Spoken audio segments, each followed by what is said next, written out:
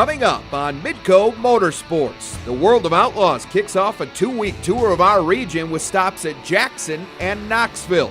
We've got the highlights and post-race reactions. Rain shortened the show at River Cities on Friday, but it couldn't slow down this two-time defending track champion. We'll recap that and the rest of the action in Grand Forks. Meanwhile, floodwaters invade a pair of other local racetracks, creating another wrinkle in an already frustrating 2014 season. The green flag drops down.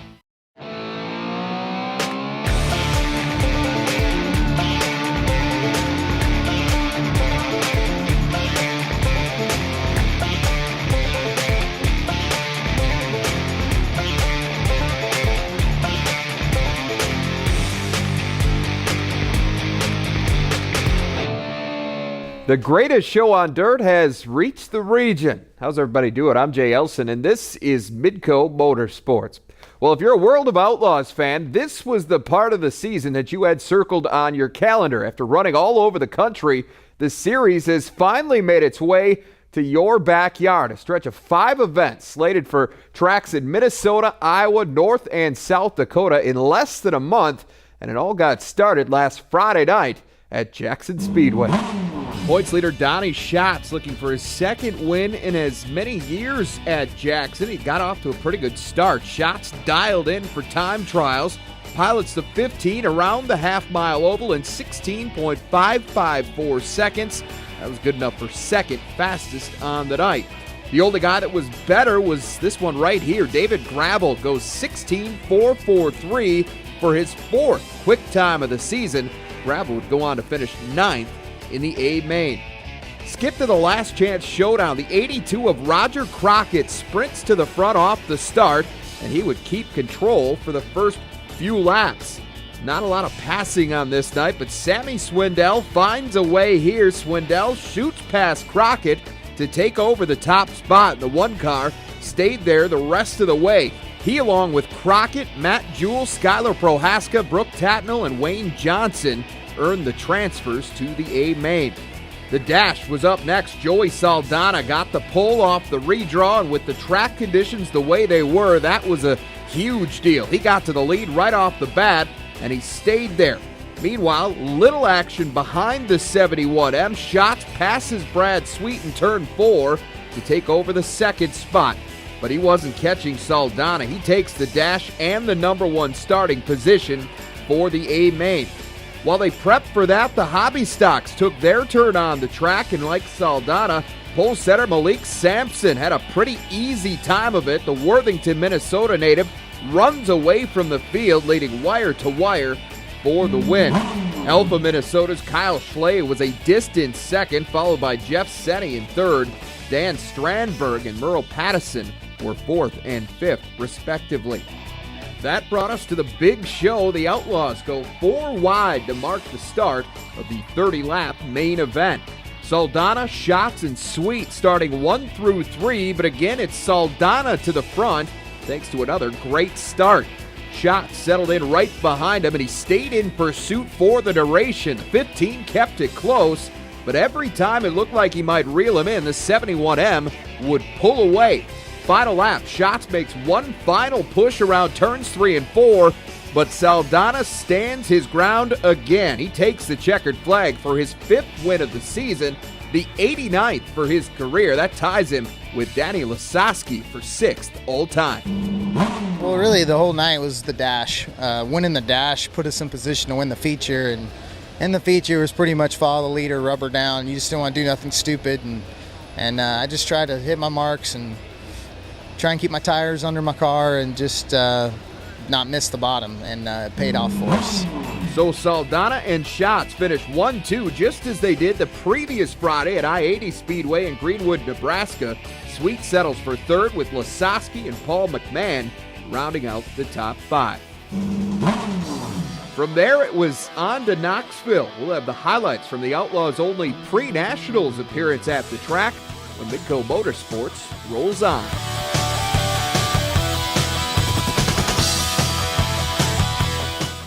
And welcome back. Well, with the 54th Knoxville Nationals now under 2 months away, the best sprint car drivers in the world were itching for a test run at Iowa's famed half mile. They got their chance to satisfy that on Saturday night as the Outlaws made their first and only pre-nationals appearance at the Knoxville Raceway. We start in the time trials. Check this out. The left rear wheel on R.J. Johnson's 71A snaps off as he's coming around the turn. And watch the flight of the tire up and over the car into the video board, destroying that. Wow, Johnson was done for the night. More damage in the heat races. Delansky clips the inside berm and collects Jason's sides. Both guys would be done for the race, though Delansky did come back to finish 10th in the A main. All right, let's check in on the 360. Started their 15-lap feature. Hartford, South Dakota's Dylan Peterson takes the lead from the pole. Then down the back chute, it's the 5J of Jamie Ball moving around John Agan and into second place. Lap 3 now, Agan returns the favor, shoots underneath Ball and Peterson for the lead. Ball then slides past Peterson to gain the runner-up spot. They traded slide jobs a few times before Ball made this one stick. Behind them, Justin Henderson had started charging toward the front. He gets around both guys on the high side and then sets his sights on Agan off the top of 4. Lap 8, Henderson makes his move for the lead and takes it. He gets the win for his second career 360 trophy at Knoxville. Yeah, it was pretty crazy. There was chunks flying everywhere and bouncing off your visor and trying to break your visor open, and it was a lot of fun. It was I'm glad the race went the way it did. It was a long race in the sense that we didn't really have any time to regroup, and it was a lot of fun. There was cars everywhere, so at the end it was really just kind of pick your moment and stick with it if it was working. As we take a look at the track's latest 360 standings, heavy Knoxville flavor here. Agan added a little extra cushion with Saturday's second-place finish. He's now 46 points in front of last year's track runner-up, Joe Beaver. Back to the Outlaws, the 25-lap, $10,000 to win main event. Pole setter Brad Sweet grabs the early lead as Danny Lasoski follows in second. Outside row 2 starter Terry McCarl passes Shane Stewart for third. By the way, the smoke from McCarl's car would stop after a few laps. Lap 14 now, McCarl gets by Lasoski for second, but that's as close as he was going to get to the front. Sweet dominated this one, opening up as much as a 3-second lead over McCarl. He cruises to his first ever win at the Knoxville Raceway. Yeah, it feels good. This is a dream come true. I've always wanted to win at Knoxville in a wing sprint car. I won here in a midget, but it means something to beat these guys. 48 really strong cars here tonight. Sweet's fourth win of the season wasn't enough to move him into the top 5 of the World of Outlaws STP Sprint Car Championship standings. He remains 6th overall. Donnie Schatz was 11th on Saturday. He's still out front, though his lead is now down to just 6 points over defending champion Darren Pittman. Joey Saldana dropped 1 spot to 3rd after struggling to a 25th place finish at Knoxville. Well, rain has been awfully rough on racing in the Midco Motorsports region this season, and these pictures are all the proof you need. We'll have an update on what's become a very soggy Houston Speedway when we come back.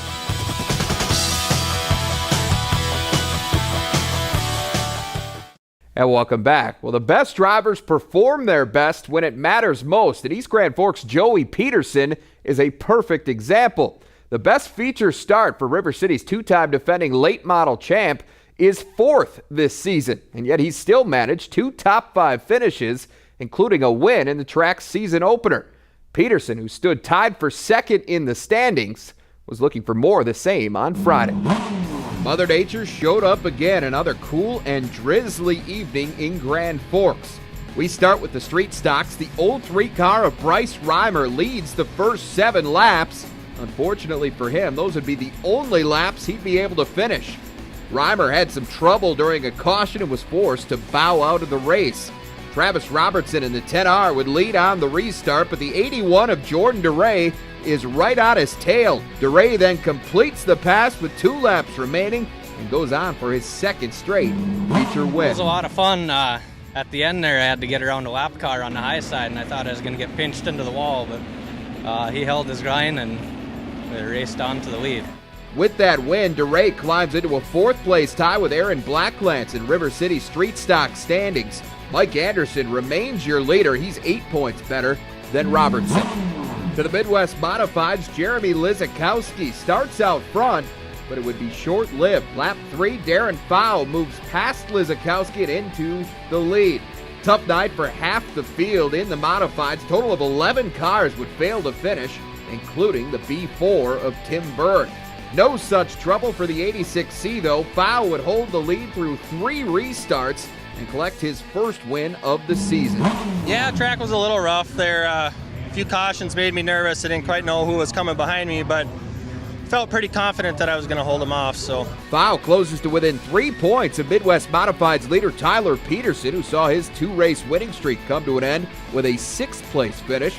Ryan Schroeder right there as well. He's just 7 points off the pace. All right, let's go to the late models. Early on, lap 3, the 9 car of Steve Anderson takes the lead from the 5E of Shane Edgington. But 9 laps later, here comes Joey Peterson, the 2-time defending track champ, catches the 9 and takes the lead around the outside of turn 4. And he would stay out front the rest of the way. Peterson gets the win as the rain starts to fall again in Grand Forks. Oh, it was an exciting race. It was a real fast track. A few holes in it. Capitalized. A few guys had trouble in them holes, but we did too, but we were just in the right place at the right time to take advantage of that and got it done. It was a lot of fun, pretty much wide open all the way around tonight. Peterson now back on top of the late model standings at River Cities, but it is very, very tight. The top 3 spots separated by a total of 7 points. That's going to be a fun race to watch as the season goes on. River City's shortened show pales in comparison to the situation at a couple of other local racetracks. After heavy rains pounded the area on Saturday, the staff at Huset's Speedway worked all day Sunday to try and stay ahead of the rising floodwater from nearby Split Rock Creek. But another shower early that afternoon caused a rapid rise of nearly a foot, turning the track into a 3/8 mile puddle of mud. Now, waters briefly receded on Monday, but another blast of heavy rain that night brought it all back. Despite all that, they are still planning, hoping to race this Sunday, June 22nd, but they're going to have to get some cooperation from Mother Nature. Similar story at Rapid Speedway in Rock Rapids, but racing is not the concern there. The Rock River flooded its banks on Monday, forcing many people from their homes and causing extensive damage throughout that northwest Iowa town. All right, for more on all these water issues, we bring in now our Midco SN analyst, Rod Pattison. And Rod, obviously at a time like this, the racing part isn't a huge deal. It's not near the top of the priority list, especially in Rock Rapids. But at the same time, from a racing standpoint, you have to look at that for the fans out there. This has been frustrating for the owners, the drivers, the fans alike. Difficult times. It's a trickle-down effect. It really is. You look at the promoters who are trying to put racing on for the fans, for the drivers. Drivers, locally, it's one thing to come from 10, 20, 30 miles away. But when you've got drivers coming from as far away as Wisconsin and Minnesota and down in by Des Moines, Knoxville area and all over the upper Midwest, even from Canada sometimes, they're not giving diesel fuel away either. So, you've got that trickle-down effect. Plus, you've got all of these sponsors who are investing money into putting billboards up at the racetracks. They're putting money up on putting sponsors' names on the side of race cars, and they're looking for impressions. They're looking for people to see those ads on the billboards, on the race cars. Even though it is an act of God, you're not getting those types of impressions. The fans are suffering, the promoters are suffering, the sponsors are suffering. I mean, it's a trickle-down effect big time. It affects a lot of people. And then not even to mention the fact that the people who depend on the income working at the racetrack as an official, as a concessionaire, and those types of things too. So it's a big picture. The simple question is, why don't they just reschedule? Well, it's not that easy. In a sport like racing, it's not like baseball or football where you can just play it again a couple of days later. It doesn't work like that. There's no question about that, because you've got a lot of tracks that are scheduled on a Friday night or a Saturday night or a Sunday night or whatever. You don't want to reschedule your rained out date on top of somebody's already scheduled date. Plus, all of these race teams have their budgets already laid out as far as where they can go, what they can do. Plus, from a fan standpoint, they already have it locked in. Sunday night is Houston's night. Saturday night is Knoxville night. Saturday night is I-90 night. Friday night is Brown County night. Those types of things. River City night. So it's very, very difficult to change people's thought process as far as getting them to a race on a different night. It's not like baseball where you can just schedule a doubleheader. Unfortunately, it doesn't work that way in racing. Yeah, and a lot of the drivers, too, from their standpoint, they like to run multiple tracks in a weekend, and they can't do that if they're forced to make a choice because an event is happening on the same night as somewhere else. Well, appreciate your time again today, Rod. Good stuff there, and we'll certainly keep an eye on this situation over the next couple of weeks, see how it unfolds. All right, well, after a successful debut season with the World of Outlaws, Paul McMahon is hoping for even bigger things in 2014. We'll catch up with the driver of the CJB Motorsports 51 right after this.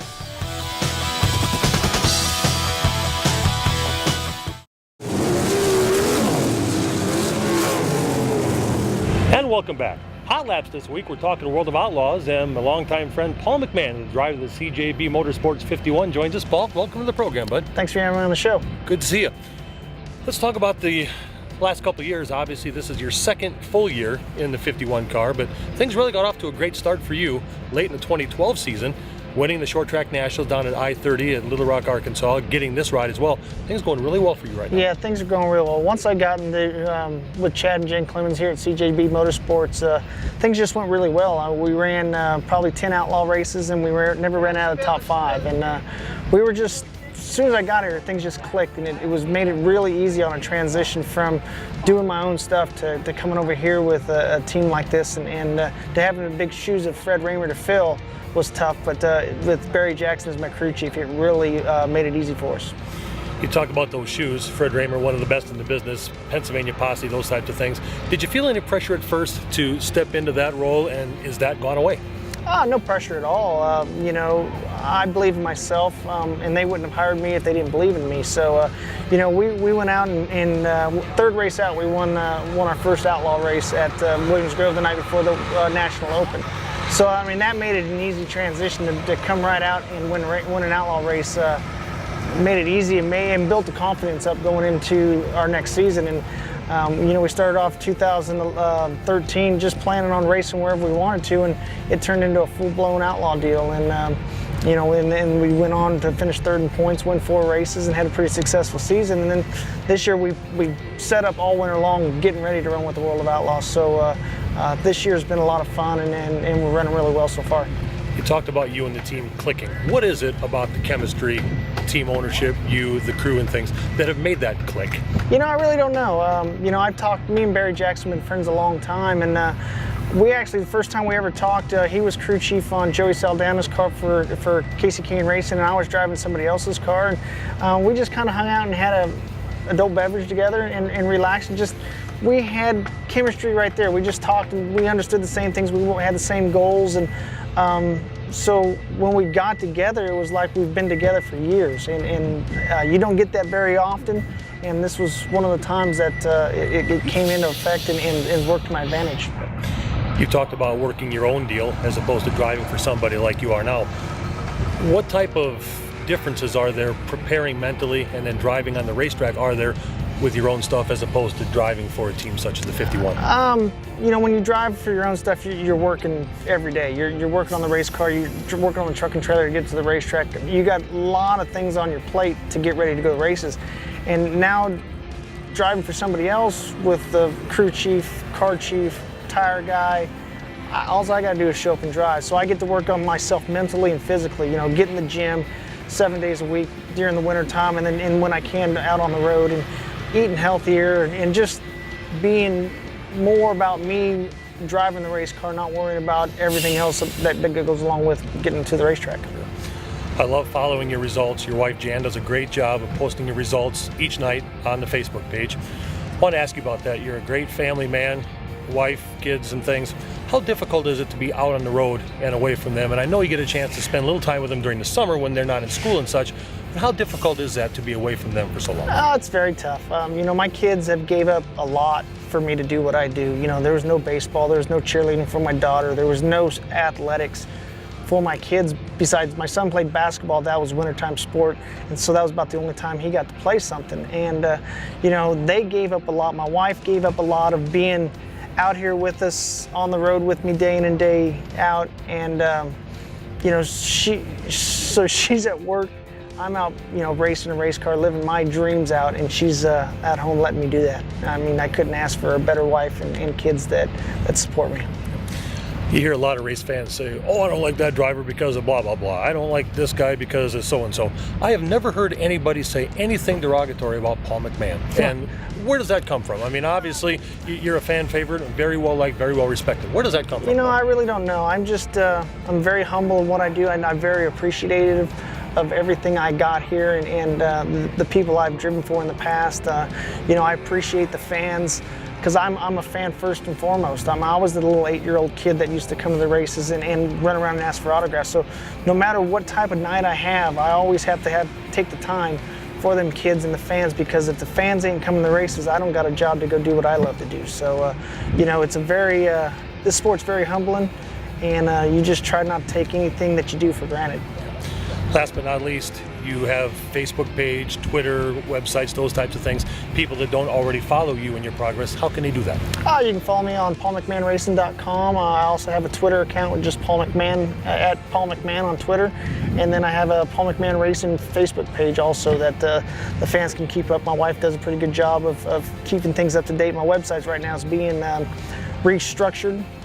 So that might be down for a little bit, but you can follow me on those 2 other ways. And you know, I'm on Twitter a lot. I don't get on Facebook a whole lot. I'm on Twitter a lot, and I, with my flight plans that I always seem to have delays. I have a lot of Q&As with the fans, and I enjoy that. It's a lot of fun. Well, good to see you. Continued success. We'll see you again down the road. Thank you, Hot Rod. Well, we've reached the white flag. We'll wrap things up with a look at your weekend schedule next.